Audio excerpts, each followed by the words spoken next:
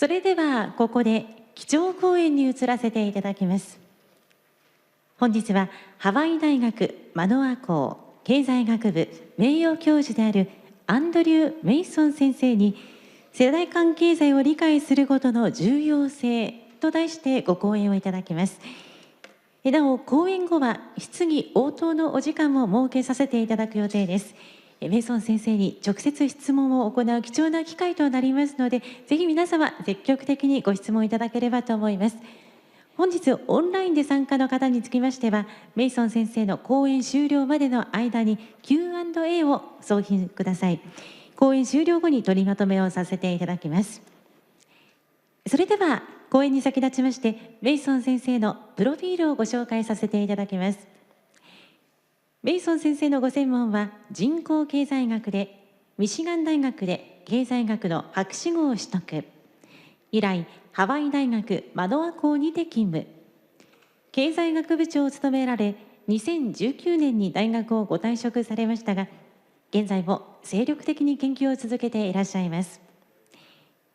メイソン先生はカリフォルニア大学バークレー校人口学部教授、ロナルド・リー先生とともに NTTA の開発を指導されてきました。お二人が立ち上げた NTTA は、現在では80カ国以上の研究チームが参加する大規模なものとなっており、NTTA グローバルネットワークとして組織化もされています。NTTA は人口の年齢構成の変化と世代間の所得移転との関係を測定する大変重要な統計体系となっており、近年では韓国、タイ、コロンビアといった国々で公式統計化も進めています。それではお待たせいたしました。これよりメイソン先生にご講演をいただきたいと思います。どうぞ皆様、盛大な拍手でお迎えください。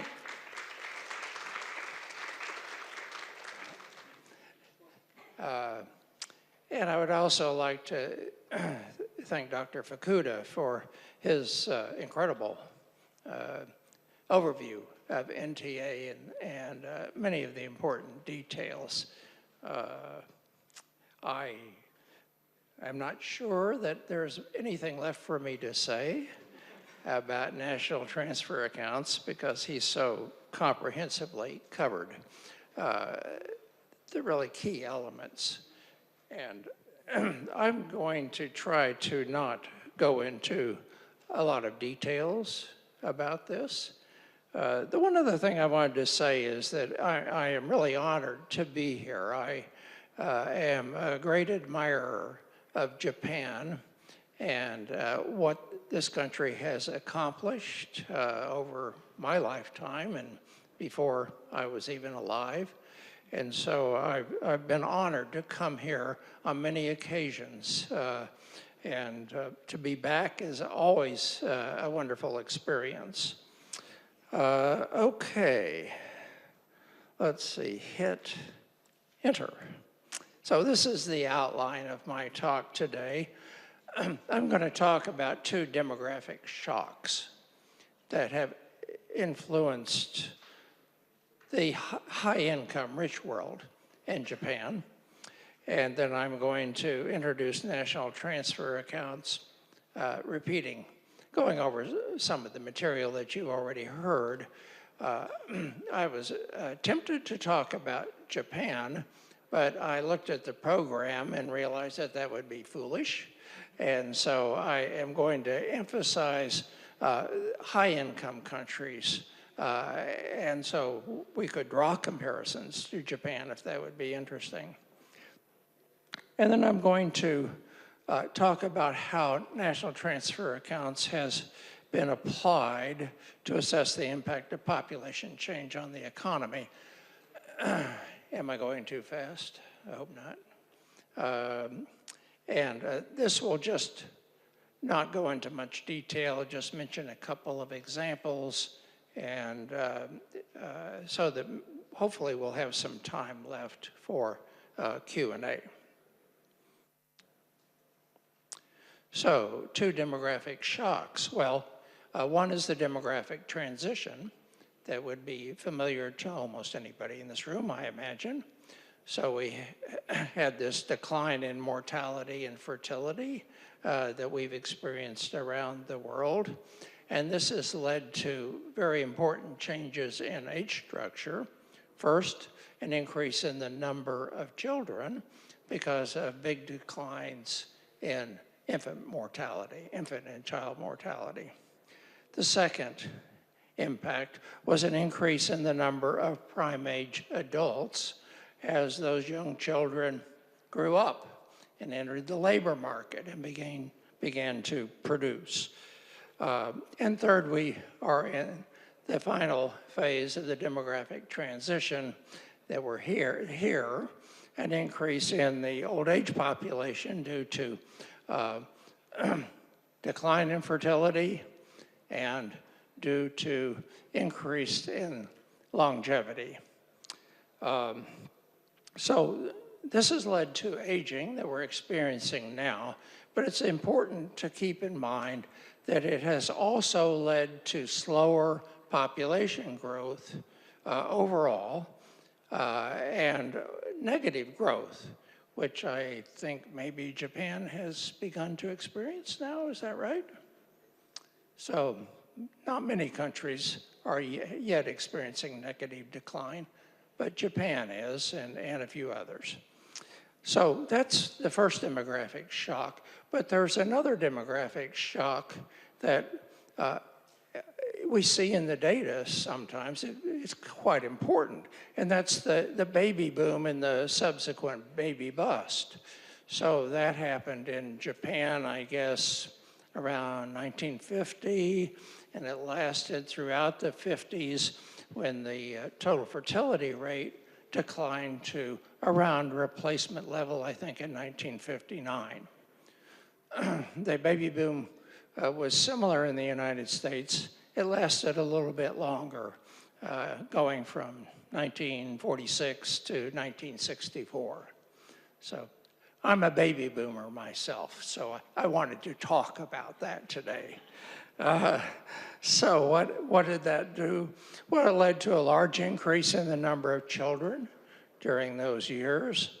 And it led to not just that one increase, but it led to waves in population age structure because those children became mothers and fathers, and they had their own, they produced children themselves. And so this led to swings in population growth that we see in data.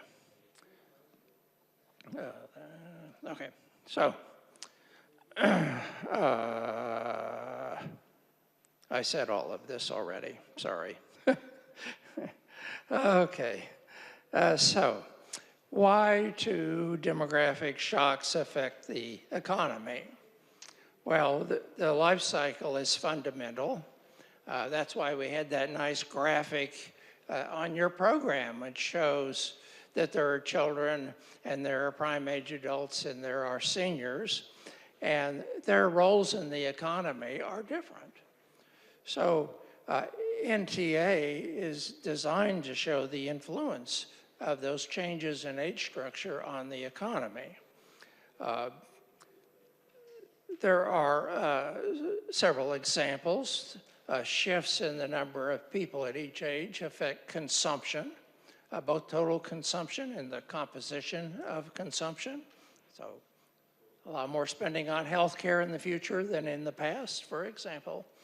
It affects production because of changes in labor force that naturally occur because of changes in age structure.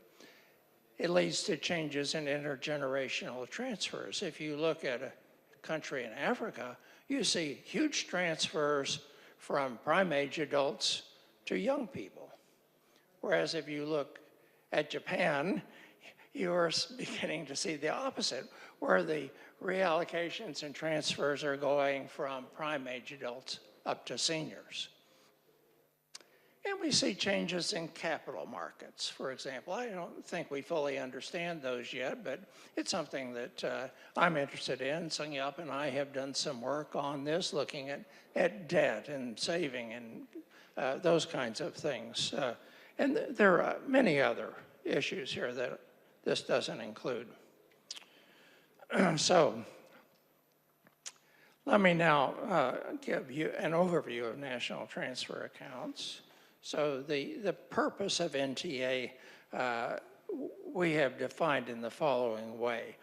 It is to measure how people at every age acquire and use economic resources to meet their material needs, to support others, and to provide for the future.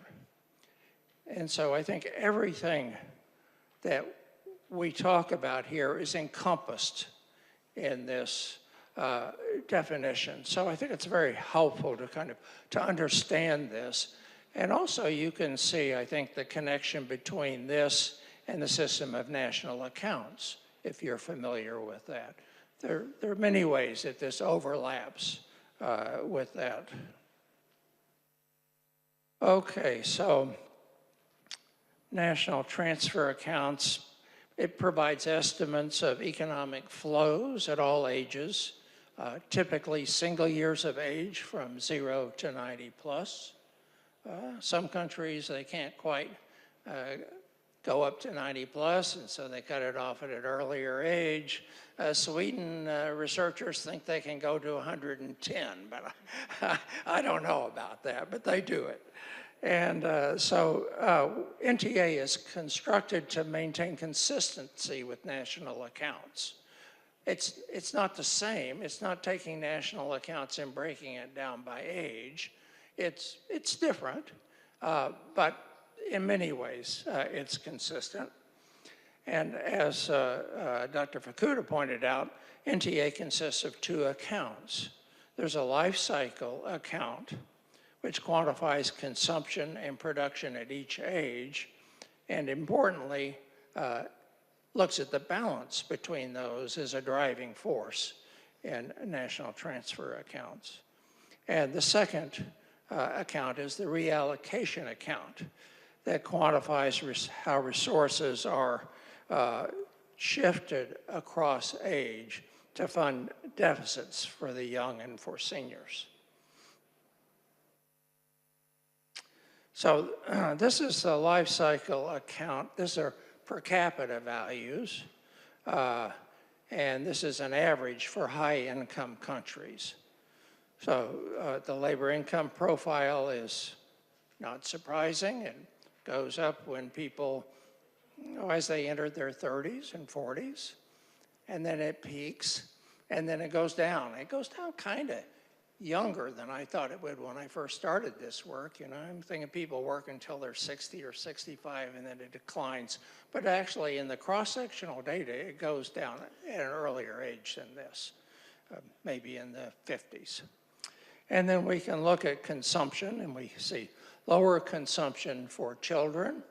And then a surprising thing is how even it is across adult ages when we look at all countries combined.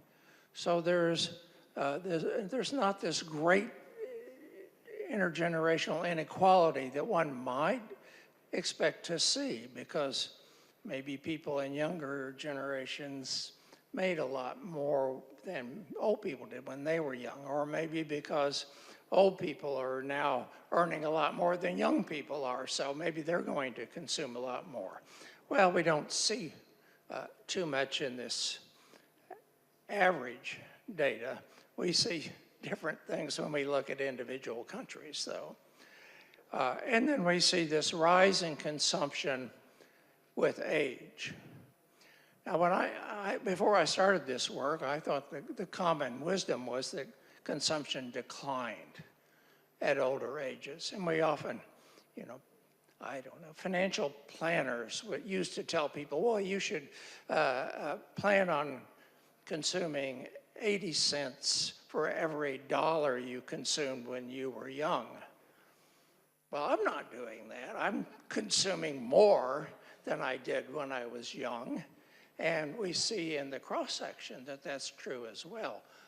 A lot of this is healthcare, but not all of it.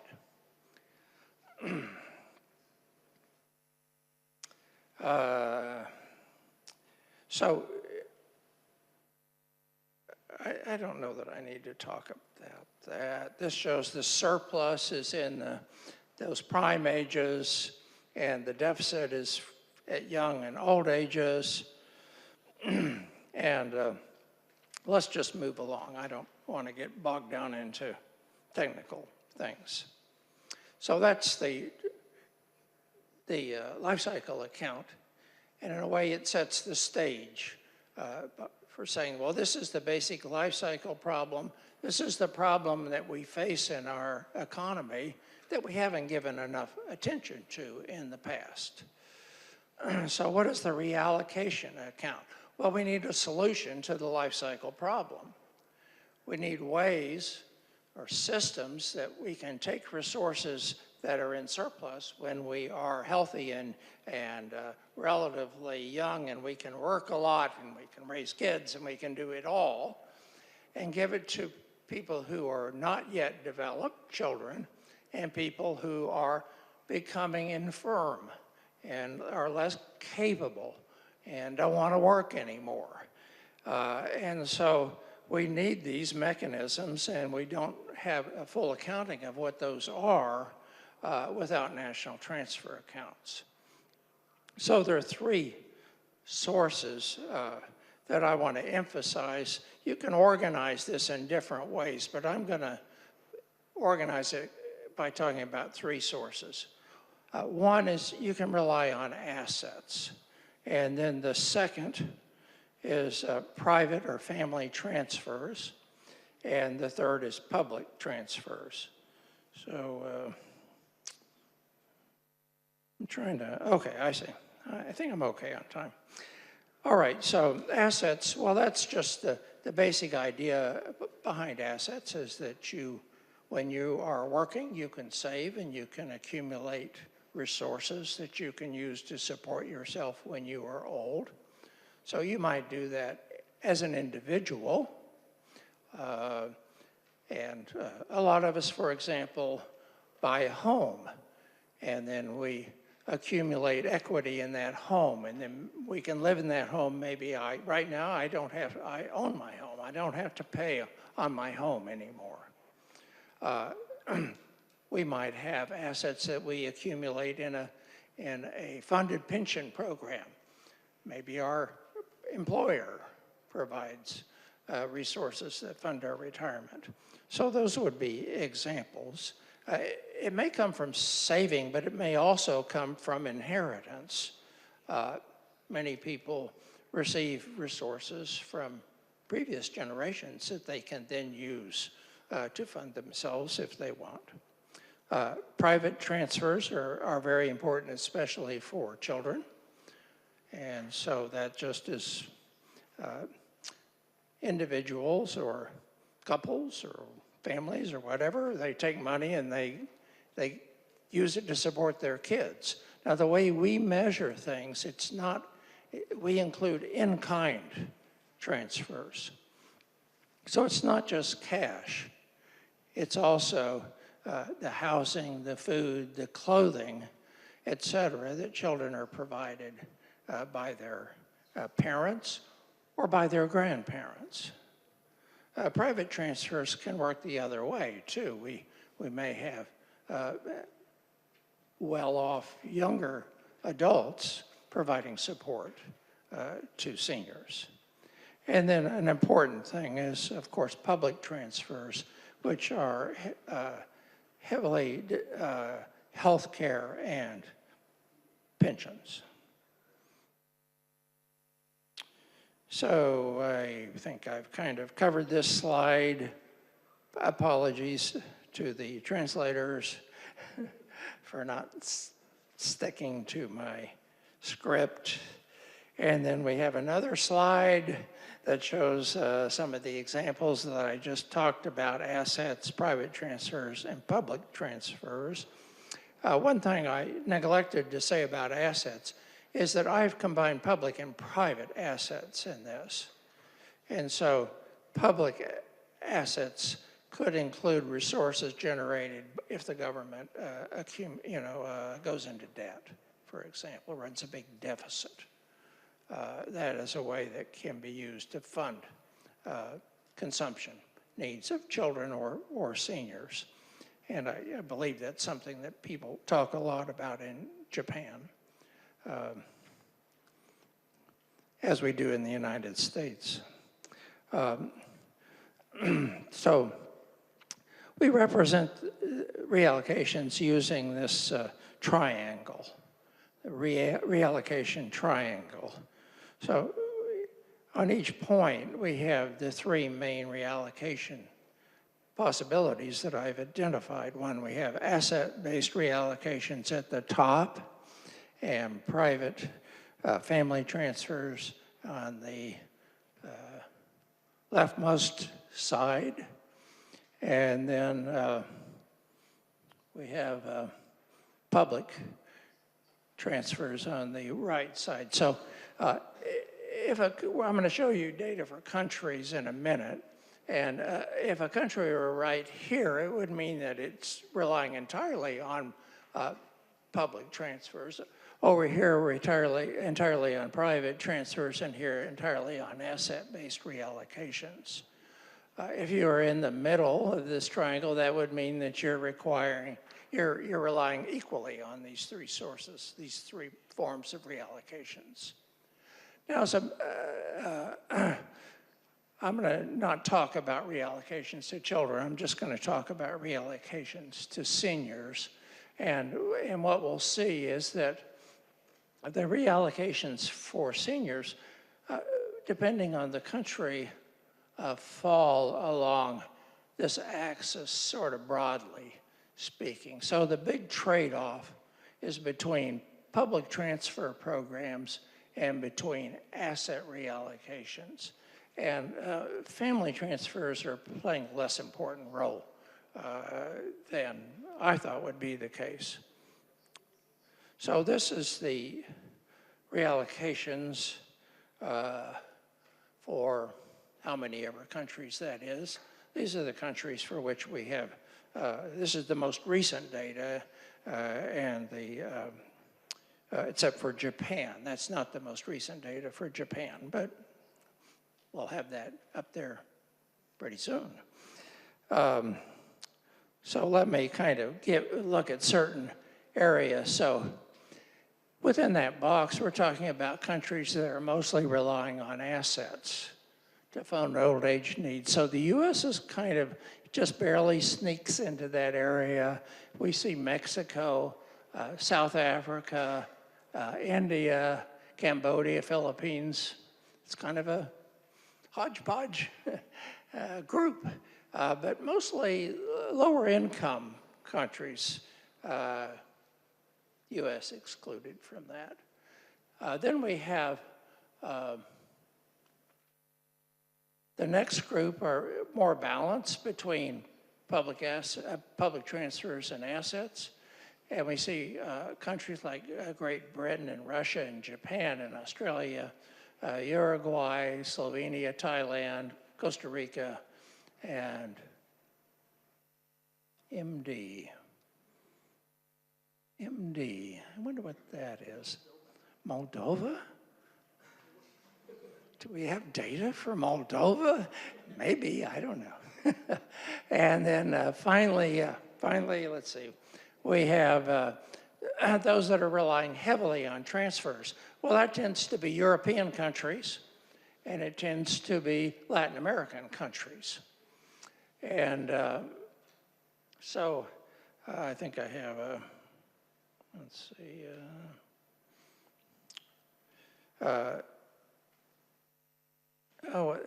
Let's see. I wanted to point out something.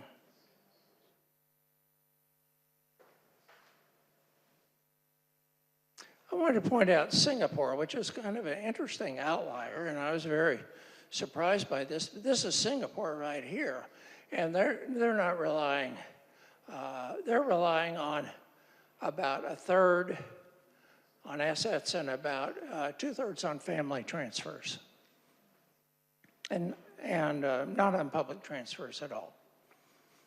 So it's a very unusual case that distinguishes it from the rest of the world, really.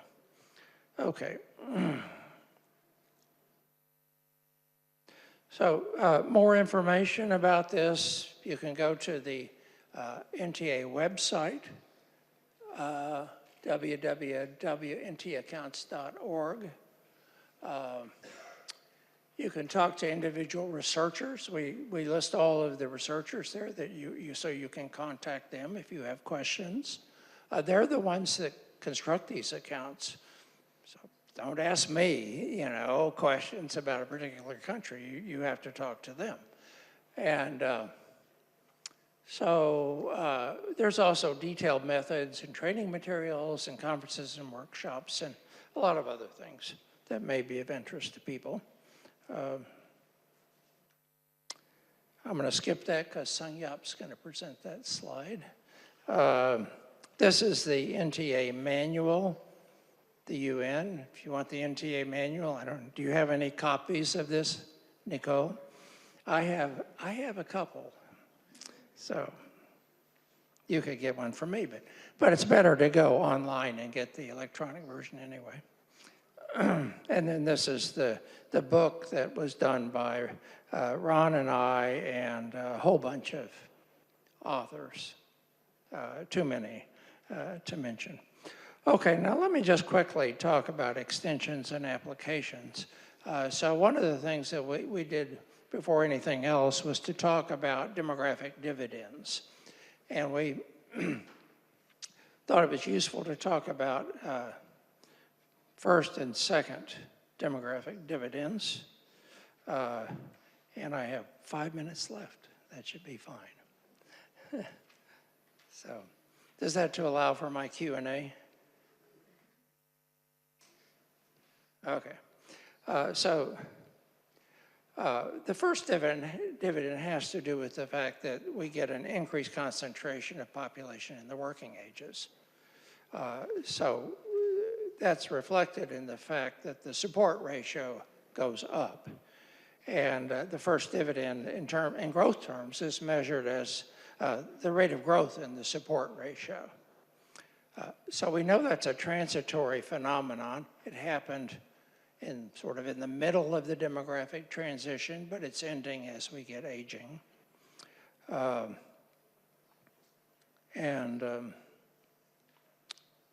This is a picture of the support ratio and the first dividend. So the support ratio is the line, the first dividend are the bars. This is for China from 1980 to 2060. And you can see that it was very high, around 1990 or something like that. It's now ended in China. You see this two-humped thing going on here. And that's why I wanted to talk about two shocks, because this has to do with rapid decline in infertility in China. I have same thing for Japan here.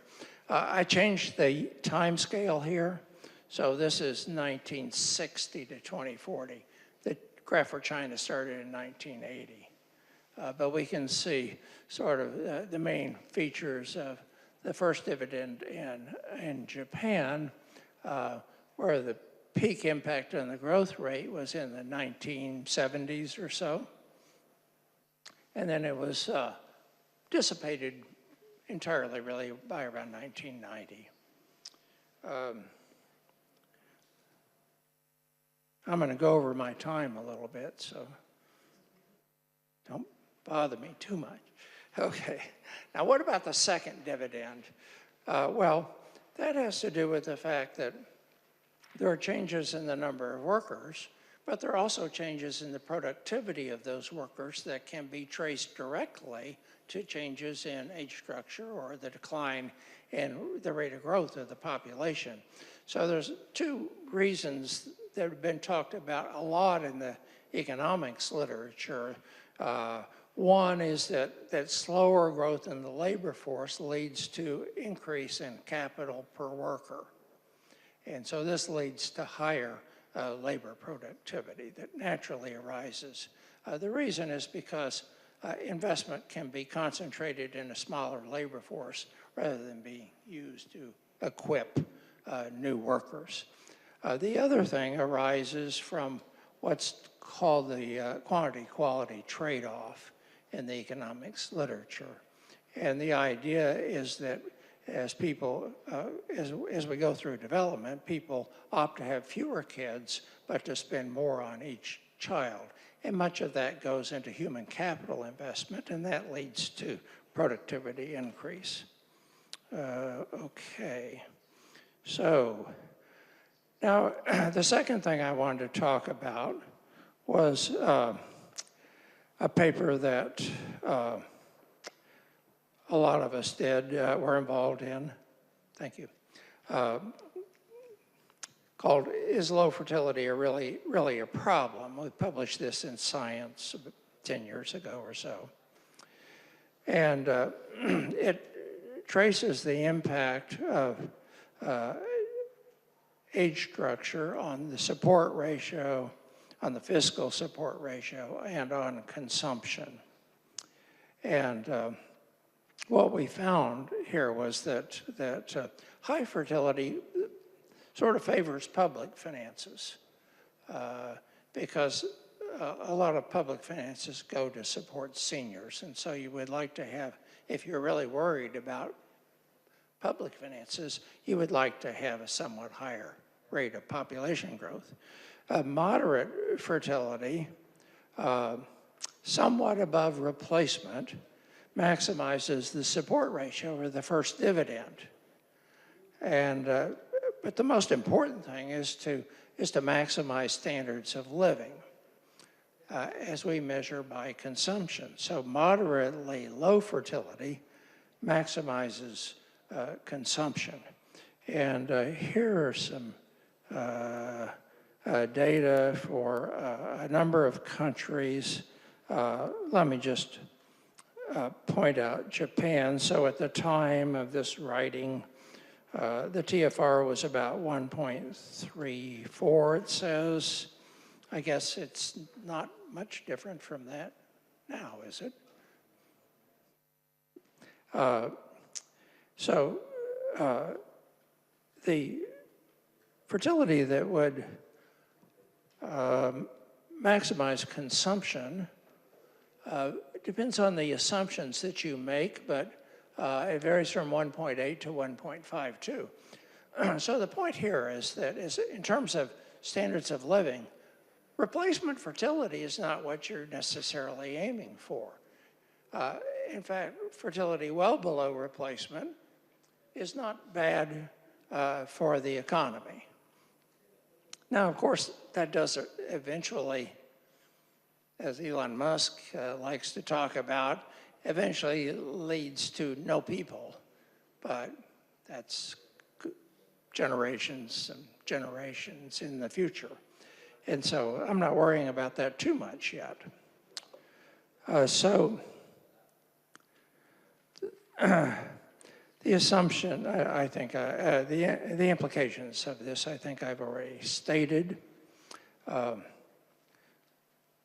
So the human capital spending I talked about earlier, let me just show you one slide here from NTA data. This shows human capital spending, health and education by age for 4 income groups. This is high income countries here, and this is low income countries here. So there is a really stunning increase in spending on human capital at young ages and at old ages as we go through this demographic change. So there are lots of different extensions and applications. We have people here who are deeply involved in this work, and so that's relieved me from having to talk about it. and it also relieved you from having to listen to me talk about it. So I want to say a final word about Japan and the origins of NTA. So NTA was started about 20 years ago, and there was really a small group of us that worked on that. In the first funded research, we had 7 countries that we were estimating NTA for. And Japan was one of the very first members of this NTA group. And they made many important contributions to its development, not just as showing us the results for Japan, but also helping us to refine our approach that we were going to take to NTA. NUPRI really took the Nihon University Population Research Institute, Hiro, who I don't see, he was here a minute ago, and Ricky were leaders of that team, and so they also helped and led the regional team for Asia for quite a few years, so that was very helpful. But I've been very excited to see IPSS,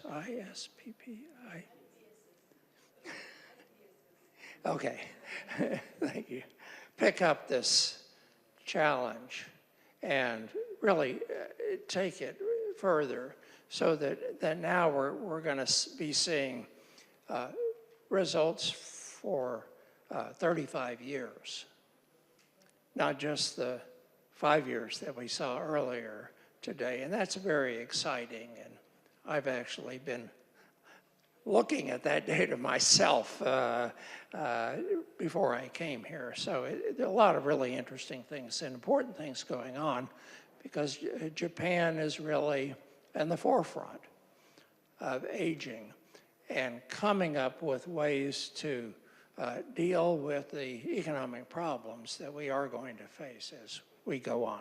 So, thank you.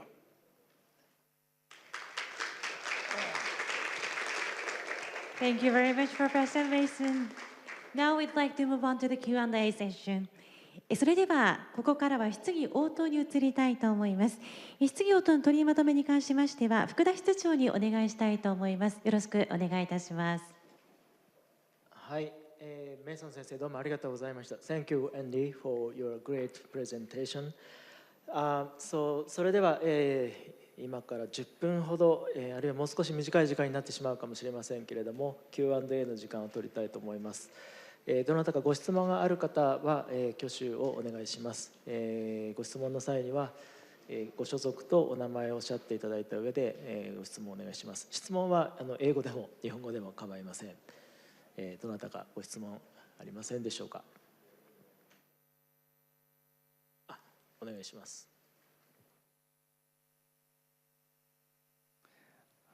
じゃあ日本語で、国立社会保障人口問題研究所の西村と申します。今日はですね政策関わっておられる方もちょっとたくさん来ておられるということで、それに関わる質問を一点したいと思います。それで政策利用の最前線というのはあると思うんですけれども、今メイソン先生のスライドの中に拡張の方向性として公共政策の分析のようなことがちょっとスライドの下の方で挙げられてたと思うんですけれども、私応用計量経済学とかをやっているんですが、個々の政策の因果関係、つまりそのメイソン先生たちが開発した指標と今実際現場で行われている政策との因果関係を検証するってことはそんなに簡単なようにちょっと思われなかったんですけども、もし何かその因果関係の検証に関してこれから拡張していくという意味で何かコメントお考え、実際そのアメリカの方でそういった因果関係を検証して実際その行われた政策が実際この指標をもとにうまく評価されたっていう事例はあるのかどうか、それをお伺いしたいと思います。よろしくお願いします。ありがとうございます。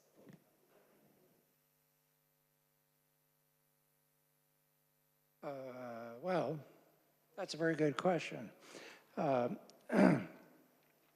are some things that aren't behavioral in nature. So there are some economic mechanisms that are part of NTA that I think get ignored. And so one of the things, for example, that I'm working on right now and presenting in a workshop tomorrow is to look at how if aging, if we try to maintain current levels of consumption in the face of aging, that it's really will violate fundamental constraints in the economy, and that either consumption has to go down or saving has to go up, and those are linked to each other. And so so I think that sort of thing is useful. Then the other one thing that's very useful, I think, is just to try to get people to be more forward-looking about the policy formulations that they come to. So you ask about the United States, for example. Well, the fiscal problems for our public pension and health care programs are very severe, yet we are not doing anything to address those. And so I think one of the things that U.S. analysis can show, for example, is what sort of impacts that would be and how important it is to not just, to use a colloquial expression, to not just kick the can down the road. I've also been struggling with this, doing some work in Hawaii to look at state and local issues and what kind of policies they need to be thinking about. And it hasn't, I don't run regressions anymore. I don't do that. I did at one time, but I don't anymore. And I don't know quite how to do that when it comes to thinking about policy and for a particular state. I can kind of point out problems and I can talk about what some possible solutions are, but that's sort of my limitation. And so I'd be very interested to see the kinds of things that you're trying to bring in order to do that. Thank you, Andy. Is there 他に質問等ございませんでしょうか? Okay, so I think I'm going to take advantage of being a moderator and to give you some questions. So you just showed us that the low fertility is not so bad in terms of a high standard of consumption. And then you show the table, but could you just tell us like how low fertility could be in terms of a higher standard of consumption? And is there any other conditions than low fertility to explain the higher standard of consumption? That's my question. Well, I could back this up, but I won't do that. So Korea is best off in this calculation, that their total fertility rate could be 1.2, and they would have high consumption. Of course, that's a lot higher than fertility is in Korea right now, so it doesn't fully satisfy their problems. But the other thing to understand is the reason why the very low TFR in Korea is okay is because the spending on seniors is not very high. It's much, much higher in Japan and the United States than it is in Korea, relative to what prime-age adults are consuming, for example. So I don't think that's a long-time solution for Korea. I think in Korea, over time, that the spending on seniors will go up, and the costs of having an aging population will be greater. Yeah, thank you. So when you say the fertility, are you going to look at the period fertility rate, or you rather think that the cohort fertility rate should be a good, better measure?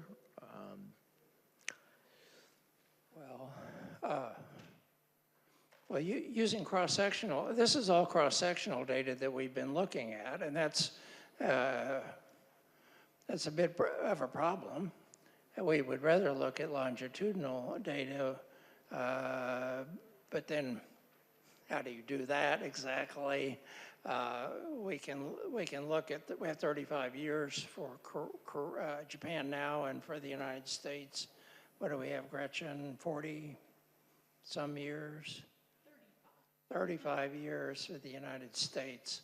And so it allows you to construct longitudinal profiles, and it would make sense to match it up with longitudinal fertility data.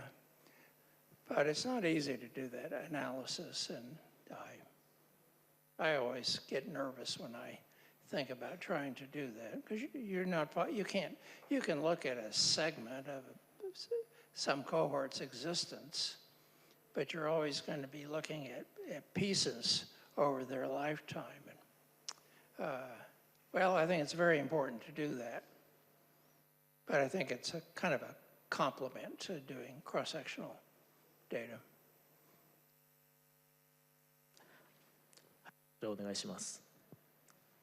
Maybe I'll say in English, maybe, because today in the most important graph does not include assets.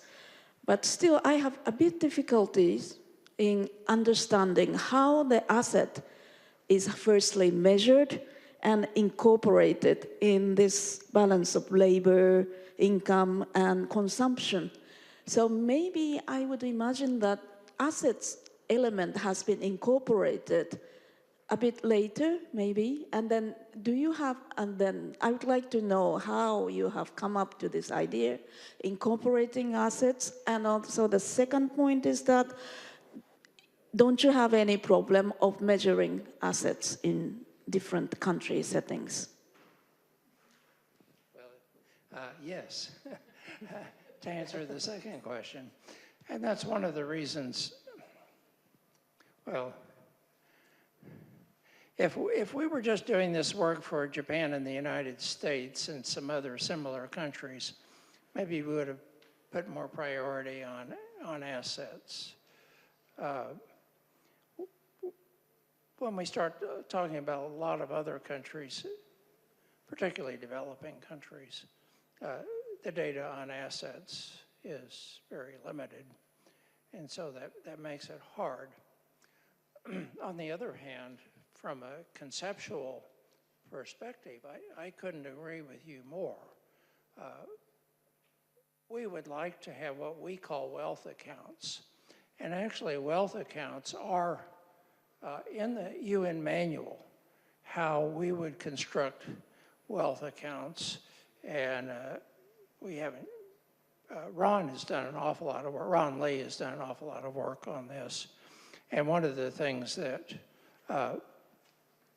we do is by wealth, we include both assets and financial and real assets, but we also include what we call transfer wealth. That when you look at a cohort, it can generate obligations from future generations that exceed what liabilities they have to pay to future generations. And so wealth accounts in NTA would want to include those. So there is a paper by Ron and David McCarthy, Gretchen, and yeah, what's his name? I forgot. Yeah, James Sefton, and I think Gretchen has actually worked on that quite a bit, constructing wealth accounts for the United States and for Great Britain. So you might look at that if you wanted to follow up. Is that in the Journal of Economics of Aging, or no? I don't. Is that where it is? So you're absolutely right. I mean, that's something that we would like to do a lot more of. Thank you, Andy. I think it's about the time to close this lecture. So thanks, Andy, again for your great lecture. Please give him a great applause.